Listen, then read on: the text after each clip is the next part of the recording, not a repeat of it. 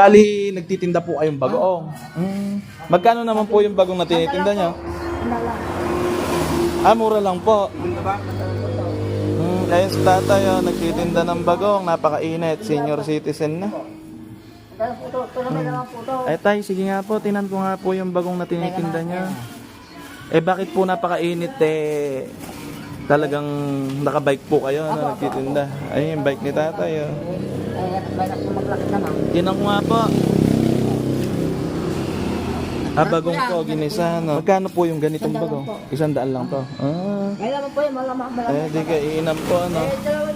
Ayun, si tatay, nagtitinda ng bagong. Tay, tatanungin kita, gusto mo ba ng bigas? Ha? Kaya mo ba isang isa bike may bigas? Baka di, nagtinda po ako na, nagtinda ko ng comfort. Hindi, eto, bibili ka rin ng bigas, ano? Hindi, huwag kang mag-alala tatay, bibigyan kita ng isang sakong bigas. Bibigyan kita isang sako. Ano? Bala po kayo. Gusto niyo po, kaya niyo po ba isakay sa bike niyo? Ako. Gusto niyo, ayan, si tatay, binayaran yung bagong. Ayan. Bala po kayo. O sige po, isakay na po natin tong isang sako sa bike niyo. Kaya po ba? Kaya po. Sigurado po. Ito tatay, walang bayad yan. Bigay ko lang sa inyo yan. Ano? Hindi po. Nagmano pa si tatay. Ako dapat mag-bless eh. Opo. Sige, ayan si tatay, senior citizen na. Napakatsaga ni tatay. Saludo ako sa ganyang ano. Deserve ni tatay yan. Isang sakong bigas.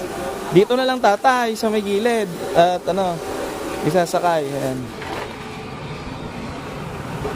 Ayan.